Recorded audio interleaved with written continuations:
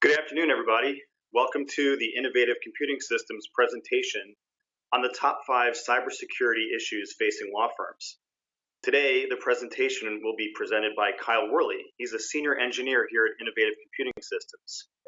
Kyle will be providing a cybersecurity overview and discussing how Innovative and SentinelOne bring next-generation cybersecurity to your technology.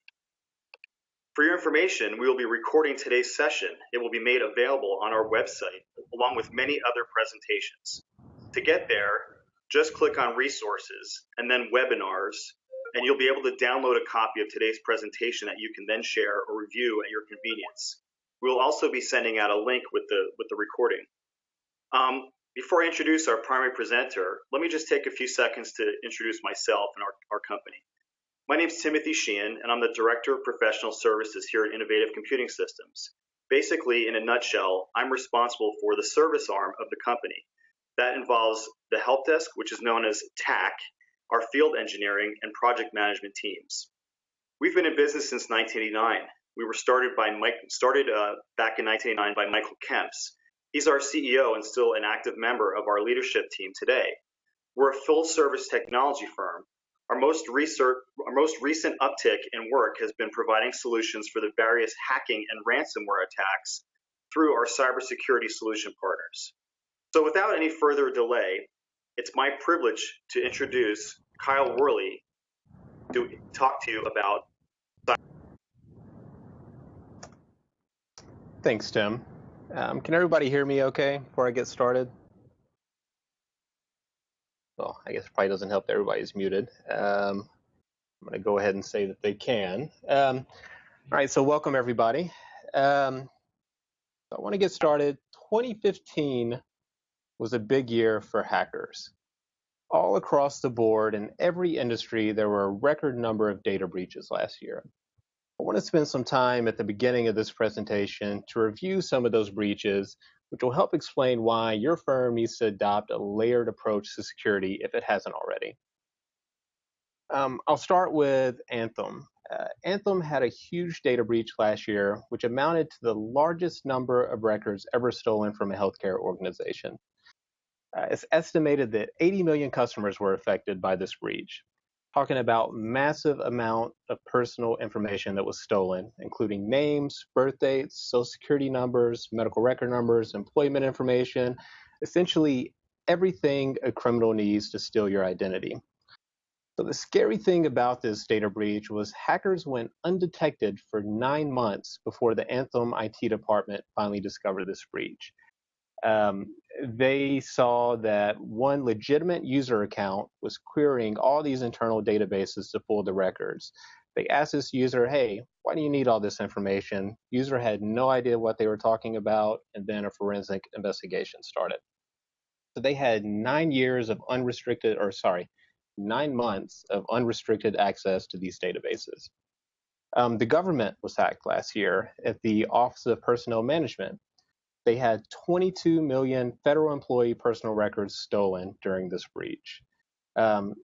Again, the hackers went undetected for 343 days, almost a full year of access to the government networks. How did they break in? They broke into the network using a contractor's credentials to plant a malware backdoor.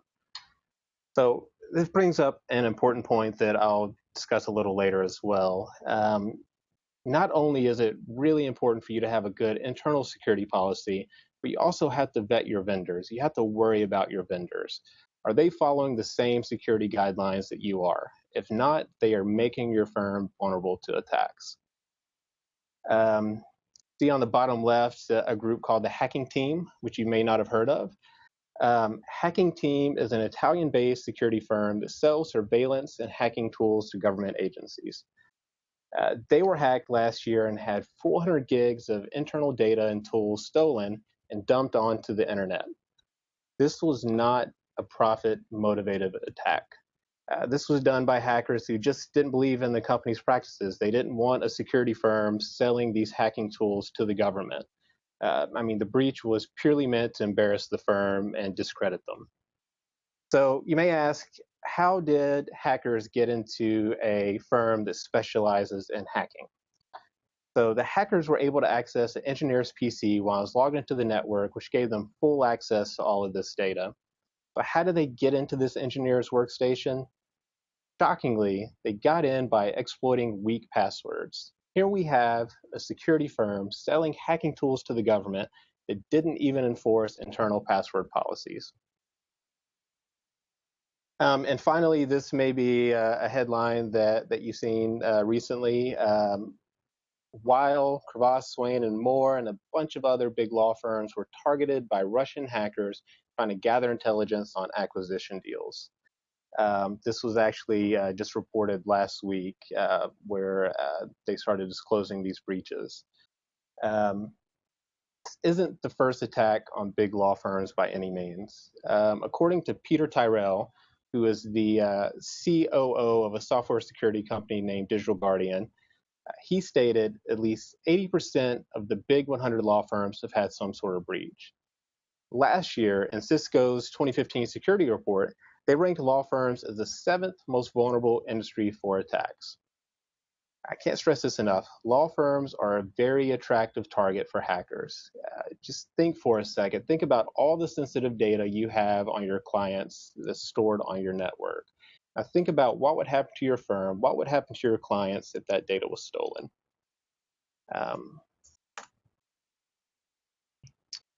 Now let's talk about some of the attacks that we're seeing trending up in the environment. First, I want to talk about PII harvesting. So PII stands for Personally Identifiable Information. This is something that law firms have in abundance. As credit card technology evolves, credit and debit card fraud is down while PII breaches are on the rise.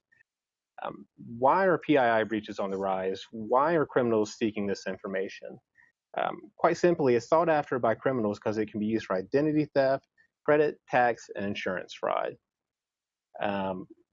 PII is traded commonly on the underground marketplaces. There's a huge market for this. One primary reason for that is that this data, its value doesn't diminish over time. Your social security number is always going to be the same. Your name, for the most part, is always going to be the same. All these other things, your driver's license rarely changes, your address rarely changes. If you have this data now, 5 years from now, it's going to be worth just as much. To give you a visual, I mentioned these underground marketplaces where this data is traded.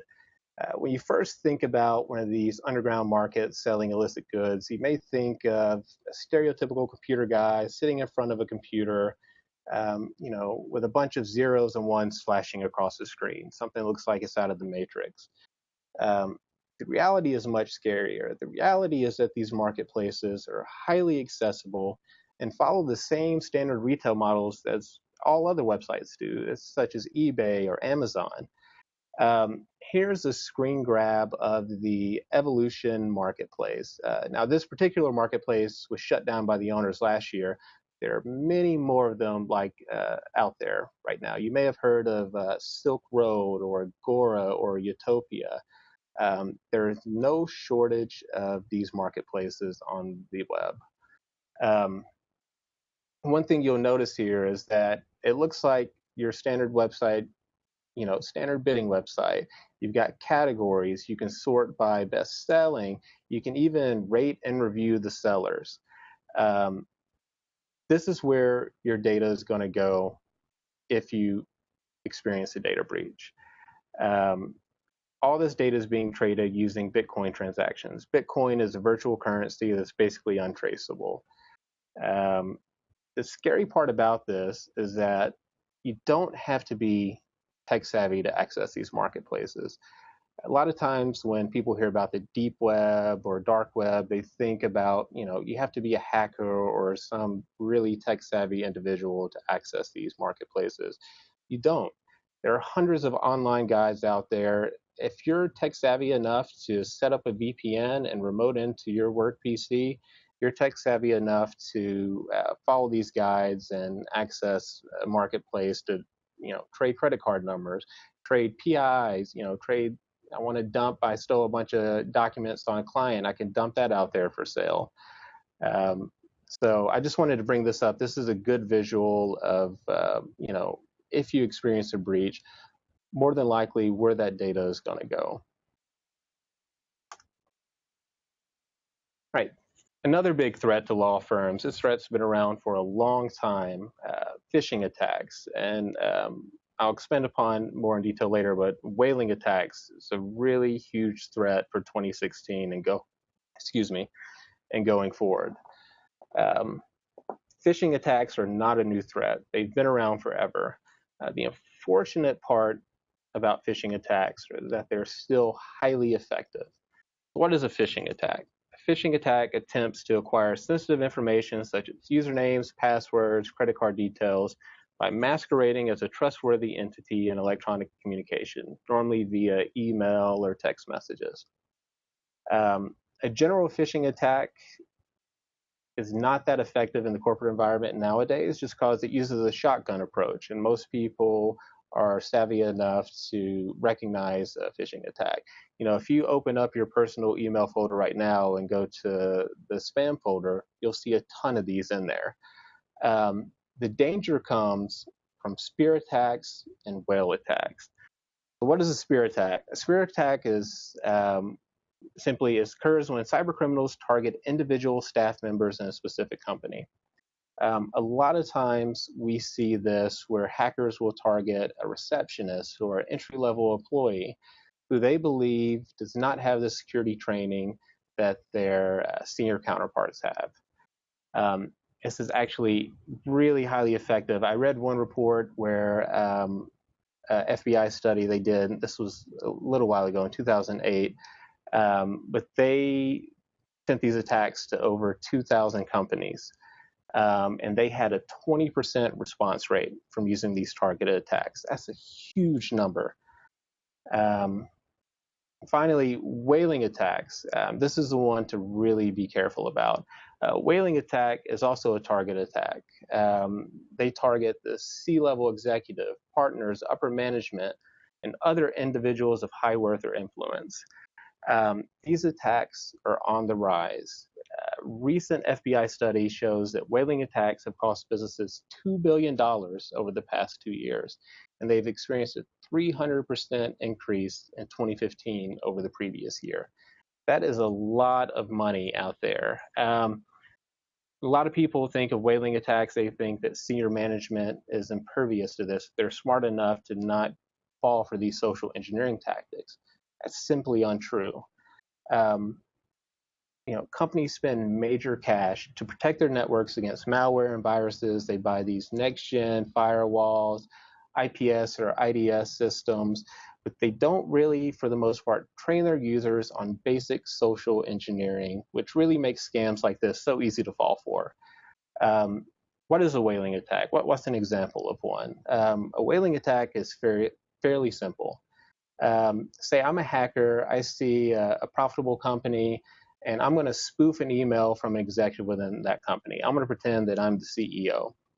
I'm going to send this email to another executive, preferably the guy that's in charge of my finances. And I'm going to request that they deposit cash into a designated account. It's simple. It's effective. If that other executive doesn't question this email, if they don't come to me and ask, your firm could lose thousands or millions of dollars. And what we've seen, these are on the rise. Mass phishing has always been around. It's always going to be around. But people are really starting to target executives, partners, and upper management on these phishing attacks. An email gateway is going to be the #1 deterrent for these types of attacks. Mimecast in particular has a module called Targeted Threat Protection, which is specifically designed to combat phishing and whaling attacks. If you don't already have an email gateway, I highly urge you to put in the budget for next year. It's not only going to stop these phishing attacks, it's really going to help cut down on all the spam you get, malicious emails. It'll scan attachments that will also help combat ransomware and other viruses.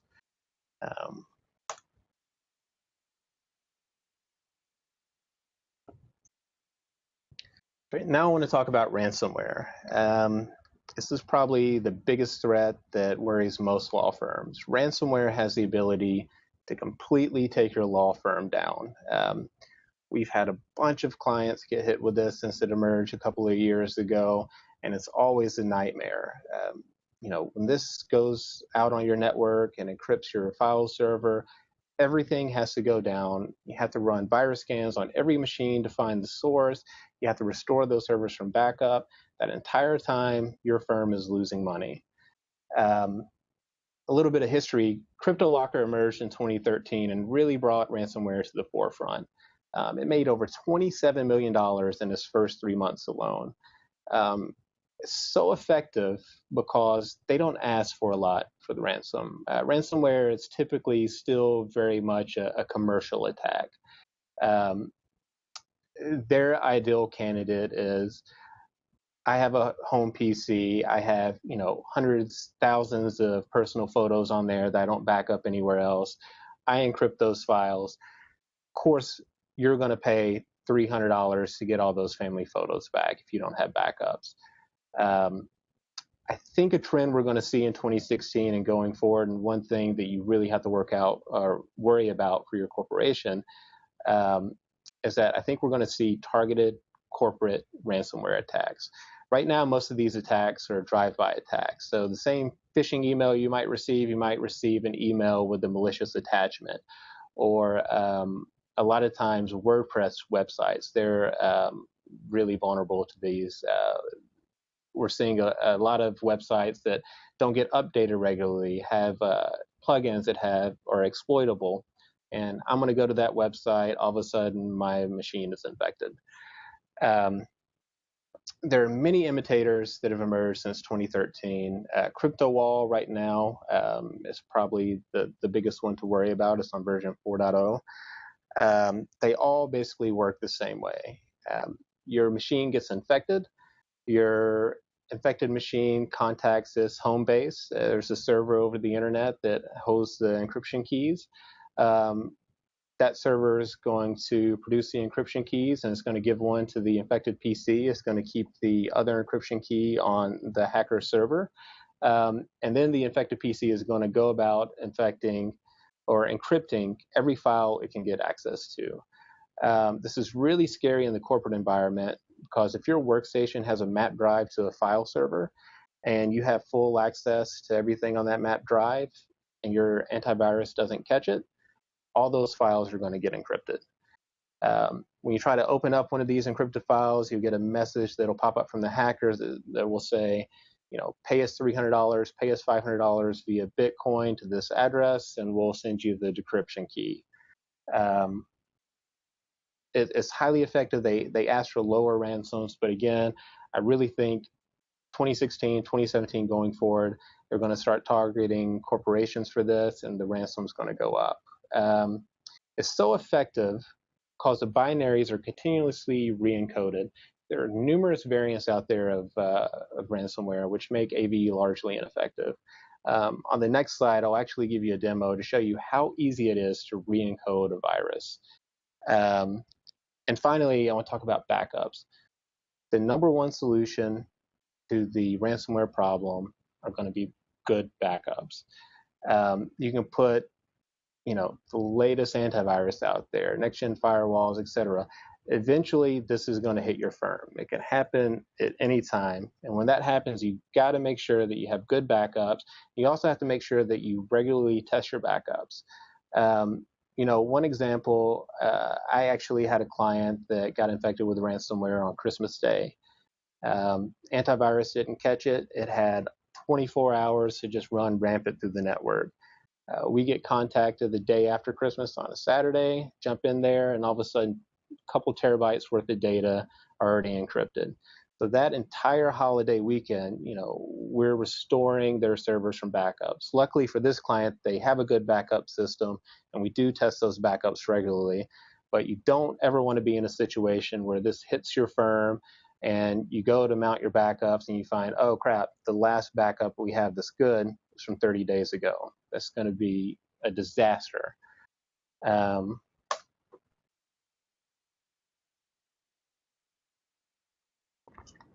So On this screen right here, you'll see a quote on the right-hand side that's really important. This is from Brian Dye, who was a former senior vice president for information security for Symantec. He states that antivirus is dead. We don't think of antivirus as a moneymaker in any way.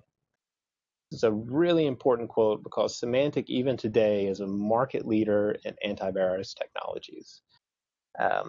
So how does traditional antivirus work, and why is it no longer effective? And honestly, it's been not obsolete, but pretty much obsolete over the past couple of years. So how does a traditional antivirus work?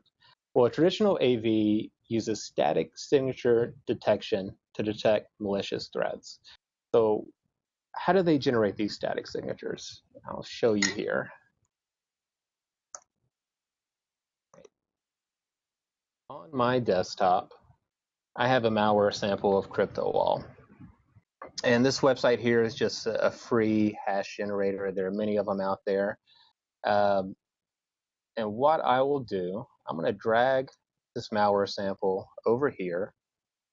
And what this is going to give me is my hash value. So a hash value for an executable or file is going to be a unique identifier for that executable or file. There's basically this executable social security number. You'll see here a long string of hexadecimal characters here. This is what an antivirus company is going to use to create their virus signature. And they have databases of millions and millions of signatures like this.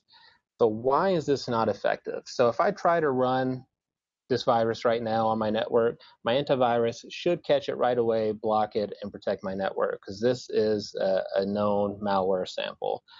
The reason why antivirus is no longer effective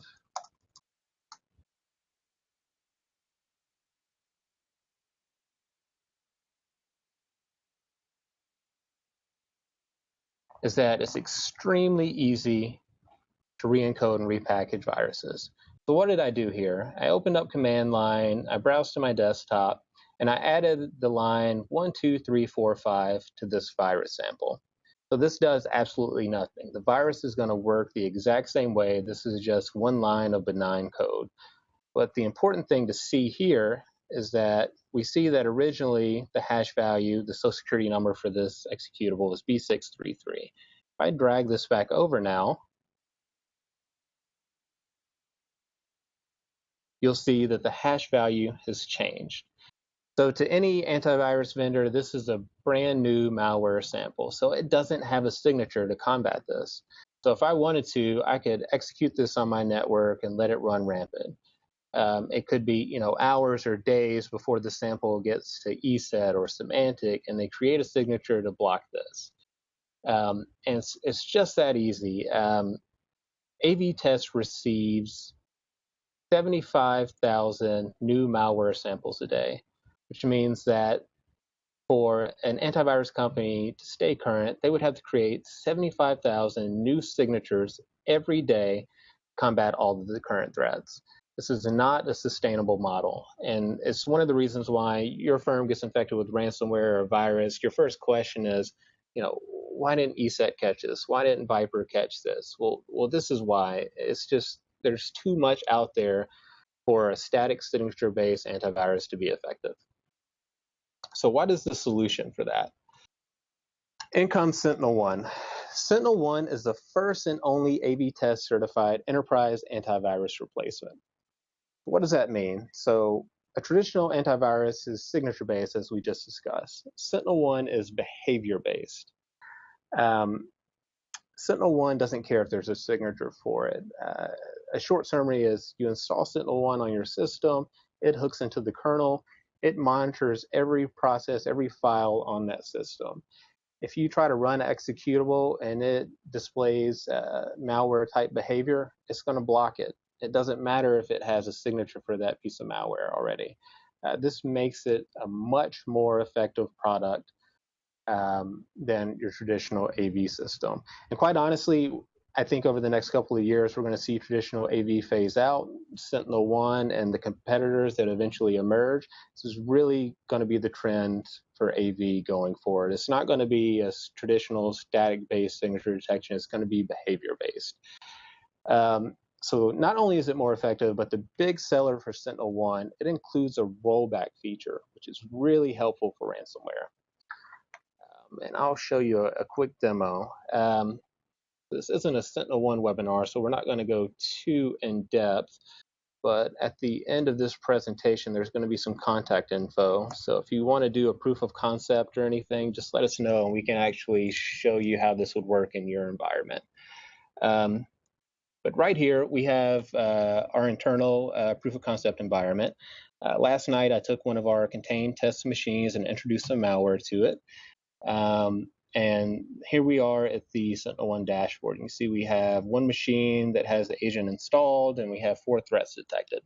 Let's analyze these threats. All right, so from this screen, we can basically see everything about this virus. Even to the point of it'll give us a map and it'll show exactly where this virus was trying to contact.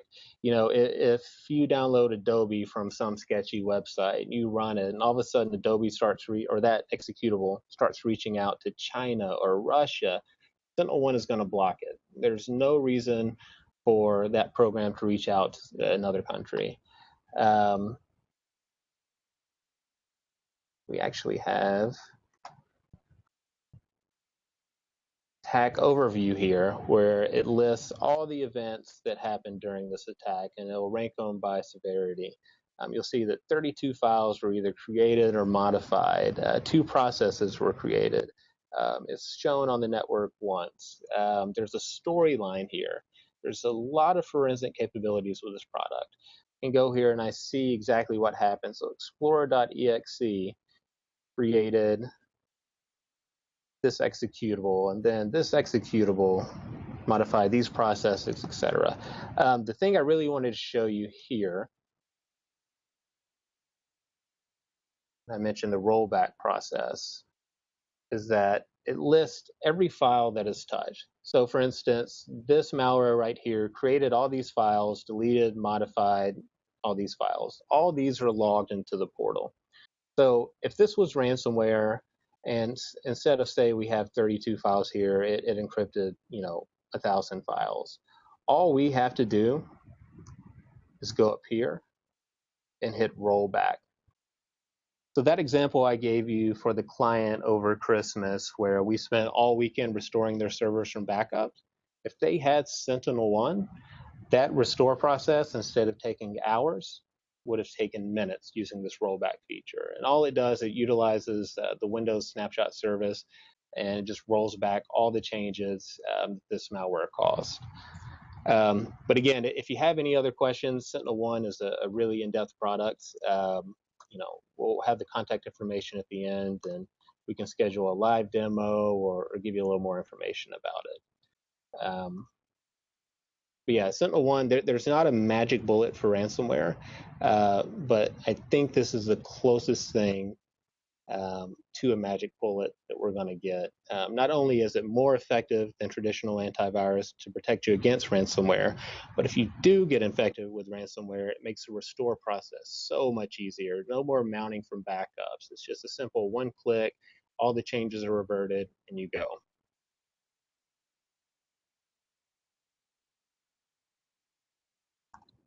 Right, and finally, I want to talk about defense in depth. Defense in depth is not a new concept. This was actually originally a military strategy. Excuse me. The basic premise is that you want to layer your security in your network to provide as many roadblocks as you can before hackers can get in. Your firm is only going to be as secure as its weakest link. That may be the users, that may be your equipment, password policies, etc. Without layering your security, you're going to be really vulnerable to attacks. The honest truth is that if a hacker wants to get into your network and he has the time and the resources to do it, he will get in. The thing we're trying to accomplish is we want to make it so hard for them to get in that they either give up or don't target us in the first place. So as we go through these layers, think about how these pertain to your environment and make note of, where are you weak on your network. And again, cybersecurity is such a complex topic. Each item on here deserves its own, dedicated presentation. Start with the policies, procedures, and awareness layer. This is a user layer. This one is extremely important. Start off with password policies. Do you require complex passwords in your environment? If you don't, you should make that change right away. It amazes me still to this day that, in 2016, we still have people using weak passwords, and most of the time those users use the same password for everything, for their personal email, for their banking, for the forums they visit. And if that password gets compromised in any one of these locations, they have full access to everything. If I hack your email password, I could access your bank account, I could access your work computer. It's probably the same as your network password. As mentioned, this was the downfall of the hacking team I mentioned at the first slide. This is extremely important. I know it's intrusive to your users that are used to using weak passwords, don't want to have to remember new passwords, especially complex passwords, but it's something that has to be done. You can put in, as much equipment as you want. If you have weak passwords, you're very vulnerable to attacks. Data classification.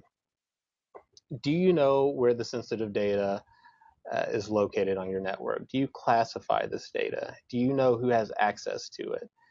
You need a data classification policy. So when you have sensitive client data, you know where it's located, that it's protected, and that only the right people have access to it. Usage policies. Do you allow bring your own device to work? Are those devices protected? Are they up to your security standard? You have a policy that states that when you're on company network, you're not supposed to access your personal email. I mentioned Mimecast as a big deterrent for phishing attacks and ransomware. Mimecast is only going to protect your work email. It's not going to protect you if users are logging into Gmail or Yahoo on the internal network and opening up attachments from there. So you really need to sit down and think about a usage policy to protect your environment. And finally, security training. I mentioned before in phishing attacks, social engineering is still a very effective tool. And a lot of people don't think about it. You need to train your users. You need to train not only your management, your senior team, but your entry-level employees. Anybody who has access to your network has to be trained.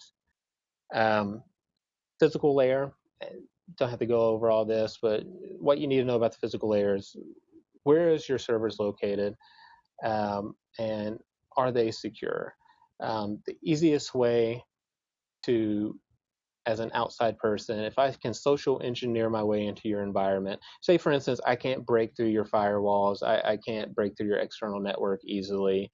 The next thing I'm going to try to do is I'm going to pose as electrician or building maintenance and get in your server room, insert a USB drive that has a malware backdoor.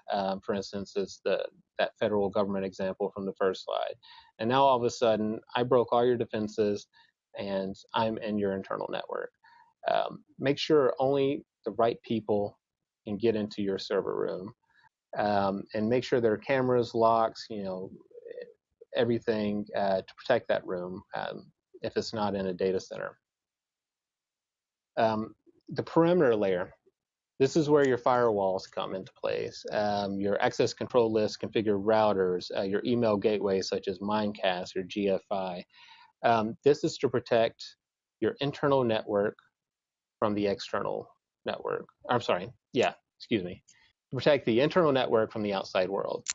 One thing I want to note here is that if you have a next-gen firewall, say a Fortinet, make sure your policies and rules are set up properly. I've seen a lot of firewalls who have UTM, Unified Threat Management subscriptions, but the policies are not set up correctly, or they have a server that's wide open to the internet. This equipment is not going to help you. Paying a lot of money for next-gen firewalls is not going to help you unless you have the expertise to set it up properly. So if you haven't been in your firewall lately, I urge you to jump in there and check out the policies and see what you can lock down, or see if we can do it for you. This is actually really, really common. The internal network, what happens once they get through your perimeter firewall and get on your internal network?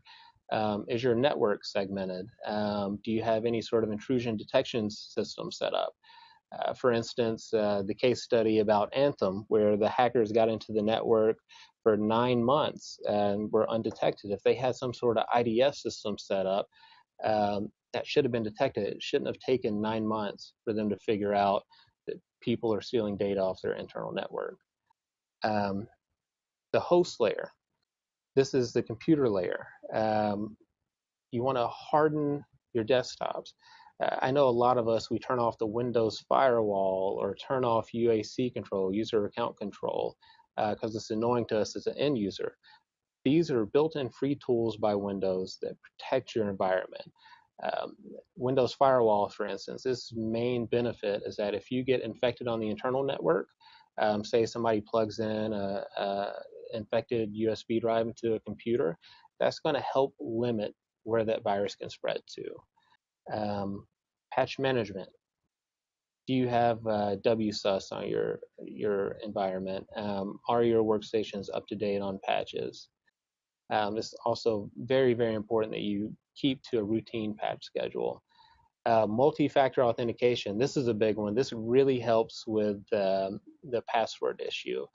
If you require a multi-factor authentication for, let's say, your remote desktop server, it's really going to limit hackers' access to your internal network. For instance, I'm a user, I have a weak password, I'm trying to log into my Citrix server or terminal server, but I'm required for another authentication using AuthAnvil or some sort of PIN code to get into that server. It doesn't matter so much that my password is weak now, because I still have to have that second component before I can get access to the internal network. And again, antivirus is always a big one, and host-based firewalls if you're not going to use the Windows firewall system. The application layer, same thing as above. The big thing about the application layer I want to mention is authentication. Make sure that you know what your users can access in all these applications. If you use a document management system, make sure that's restricted and do an audit of it. A lot of times we set these systems up and never go back and adjust permissions. On a routine basis, you need to audit your applications and figure out who has access to what. And finally, the data layer. This is the layer that the criminals want to get to. Do you have access control lists? Meaning, do you have permissions set up properly on, say, for instance, your map drives to your file server? Where's your sensitive data stored? Who has access to that? Make sure that is controlled. And also, you need auditing set up. Say you have sensitive data on a file share or an application, and somebody's trying to access that who doesn't have access to it, and they're trying to break in. Do you have auditing set up? Are you going to get alerted to these attempts? Encryption and, of course, always backup and restore procedures. Don't wait to test backups or test your restore procedure until it's too late, until your firm's infected by ransomware, and you have to. Sorry, losing my place here. Don't wait until your firm's infected with ransomware, and it's critical that those backups work.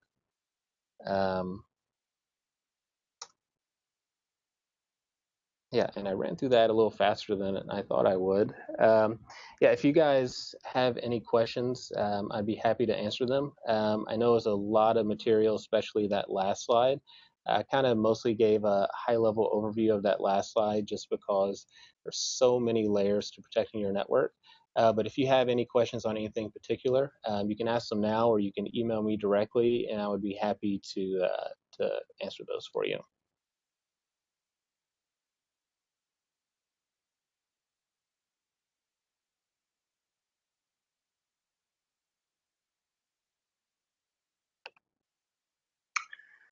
Thank you, everyone, for attending. Again, I'd like to invite any questions to be sent to Kyle at innovativecomp.com, or K. Worley at innovativecomp.com. And you can reach out to our sales department at sales@innovativecomp.com. We really appreciate everyone's time today, and we hope that you got a lot out of our webinar. Thank you. Yeah, I see just one question. Okay, never mind. William just answered it about SentinelOne. Yeah, they are a company. They were a startup in 2013 from here in the Bay Area, Mountain View. But yeah, they're their own organization. They're not owned by Symantec or any other antivirus company.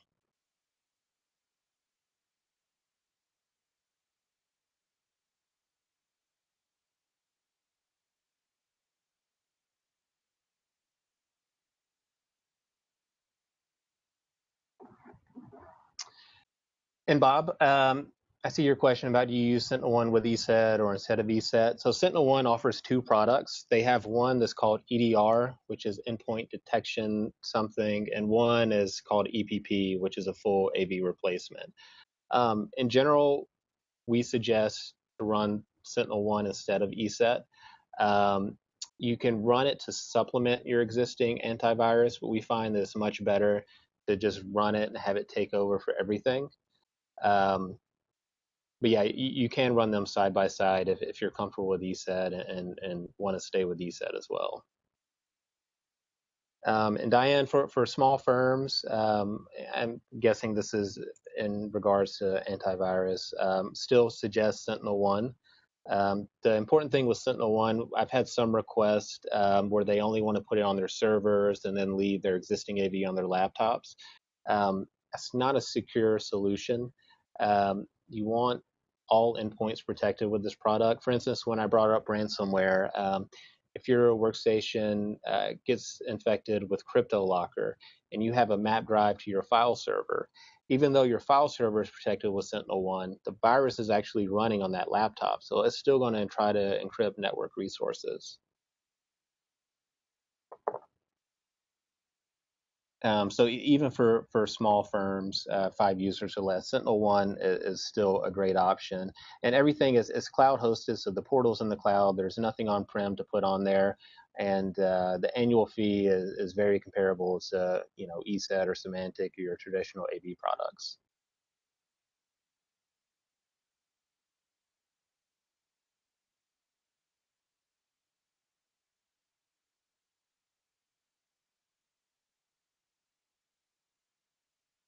So the rollback feature, what that does is when we looked at the screen and we were looking at it from a forensic level, and it showed all the files and processes that were associated with that malware attack. When you hit the rollback, it doesn't roll back the entire server to the state it was in before. It only rolls back the things that were changed that were associated with that malware. So for instance, if 30 files were encrypted or deleted, it would roll back those files. It's not going to roll back your entire server.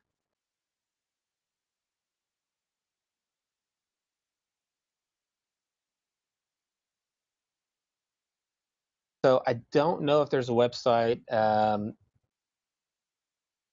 that you can check to see if all the websites that need to be blocked on a firewall level. I know that for most firewalls, say for instance for like Fortinet, there are subscription services for unified threat management that would do that for you. They have all those websites and they send that to the firewall and it's automatically blocked. Another thing that I didn't mention, I should have in this presentation, is subscribing to a service like OpenDNS, which is the same thing. OpenDNS controls that list of what websites are malicious and will block them. And those controls are in place, so if your users try to go to them, they're automatically blocked. It's not a list that you have to manually update on your own.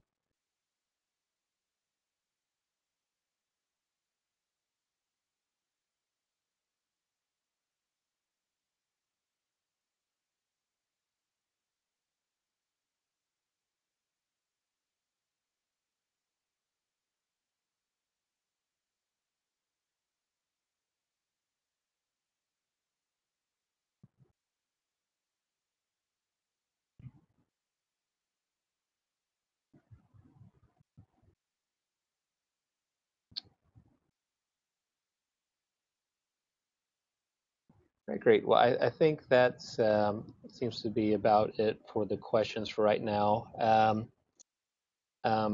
Feel free to email me directly if you have any questions about anything as far as securing your environment. This local. Sorry, I just see this latest chat.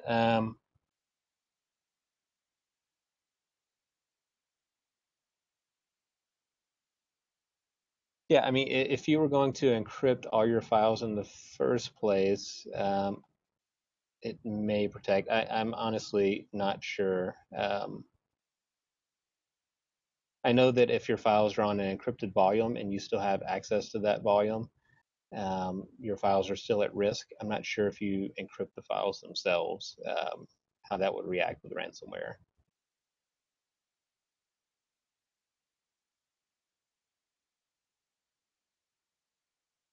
All right. Well, thanks, everybody. I'm going to head out. Again, just email me with any questions. And if you guys are interested in SentinelOne or Mimecast or need a demo or a proof of concept, we'd be happy to provide that. Thanks. Everyone for attending our webinar today. We really appreciate your time.